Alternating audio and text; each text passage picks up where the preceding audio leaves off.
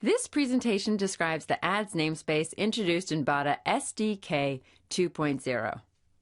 We'll discuss how to set up the server components, how ads can be used with or without the Samsung agency service, how to request ads, and how to increase the ad relevance, and so on.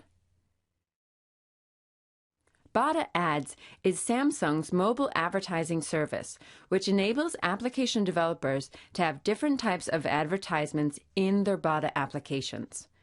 Advertising opens up a whole new revenue stream for application developers over and above app sales. The advertisers pool in the Bada Ad Gateway is rich with multiple partner ad networks. The application developers have access to a variety of advertisement to fill up the ad inventory.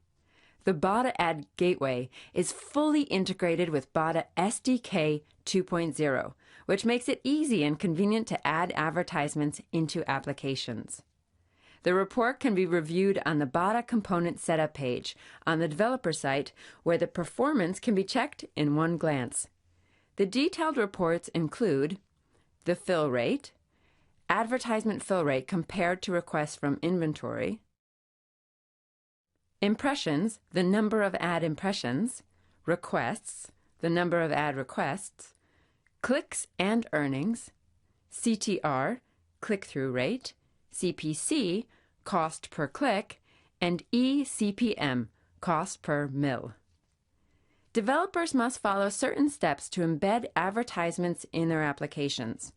These steps include setting up ad components using the Bada developer site prior to developing the application or at the time of its use. Use of the ad control namespace, which provides necessary and sufficient methods to embed ads in the application. First, let's look at the service registration process. The service registration process is simple and straightforward.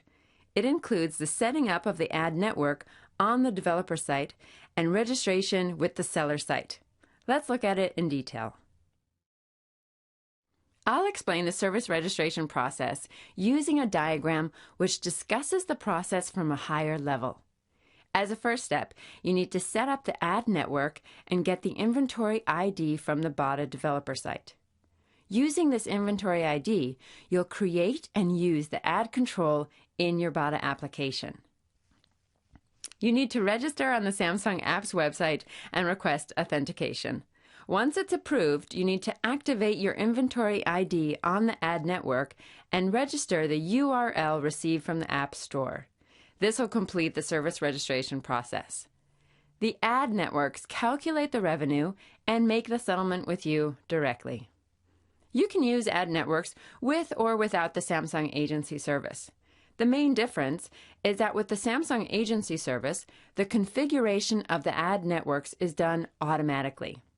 If you opt to use ads without the Samsung agency service, you need to configure the ad networks yourself. Now, let's look at configuring the server components in detail. You must configure the Bada server components for the application on the Bada developer site to include the ads in your applications. This is a key step in the ad programming. You should select the ad network and set up an inventory ID in order to use them in the ad control.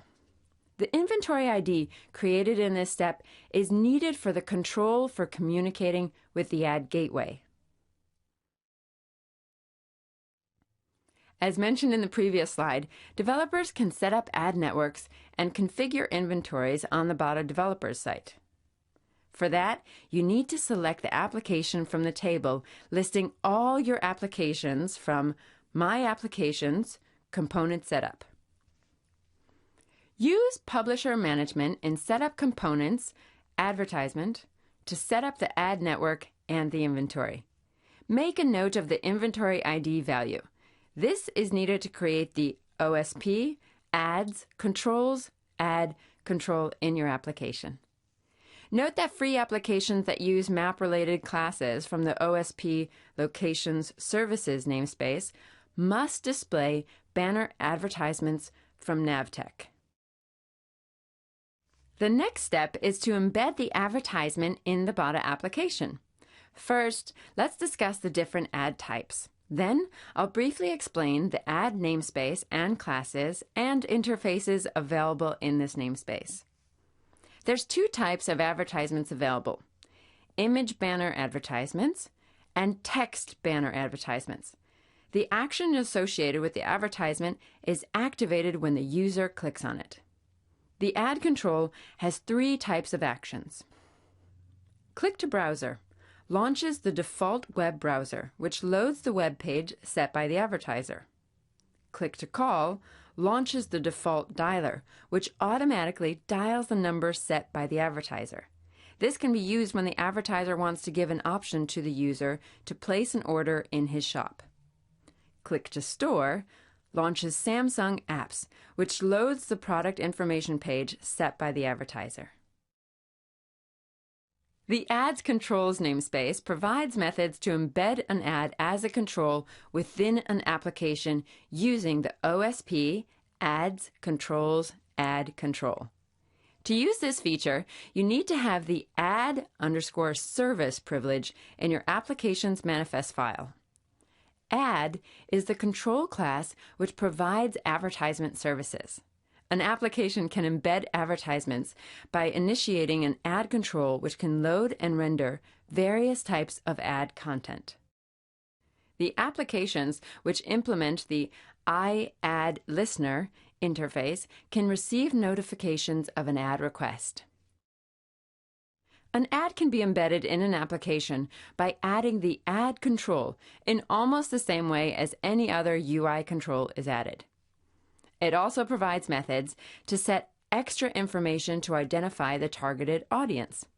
Users can provide extra information, such as the age, gender, interest, and location for this purpose too. This control class should be instantiated with the inventory ID created on the developer site. The control will fetch appropriate advertisements from the ad gateway. Now, let's briefly discuss the key APIs of this class. This class provides the Request Ad API to request the ad from the ad network. Specific ads can be fetched by setting the keywords using the Set Keywords API. To target a specific audience, relevant information about the targeting users are set using the Set Extra Info API. Then, there's APIs to set the size of the control, set the background color, and the text color of the ad. Then there's the OSP Ads Controls iAd Listener interface, which is used for receiving events that occur during the ad update. This listener has only one event, on ad received, which notifies the application when ad request ad has been executed. This is an example of creating and requesting ads. The step-by-step flow of embedding advertisement is: first, create the required class for your application. Implement the iAd Listener interface in one of the classes. Then, create the ad control and construct it with the inventory ID generated on the developer site. Finally, call the Request Ad method to request the advertisement. The request ad will return a request ID as the output parameter, which can be used in the listener interface to track the ad events. Multiple ad controls can be instantiated in a single form within a single iAd Listener interface implementation. The request ID is the key to identify the status of each advertisement in such cases. This code snippet explains targeting ads. Here, I've added the keywords bada and Samsung to an array list, and then it's set to the ad control using the Set Keywords API. Note that only string objects are allowed for the elements of the keywords list. These keywords will help fetch some specific ads. To target a specific audience, all you need to do is set up the appropriate keywords. A maximum of 4 or extra items of information, such as gender, age, interests, and location. In this example, I've constructed a hash map P extra info list, to which I've added male as the value for the key gender, 30 as the age, and car as interests. Then this hash map is added to the ad control using the Set Extra Info API. The control will communicate with the ad gateway with these keywords and fetch appropriate advertisements. So, in this session, we discussed registering the ad network on the developer site and learned how to embed ads in the application. In the samples, we discussed how we can request the ads through an ad control and how we can target specific audiences.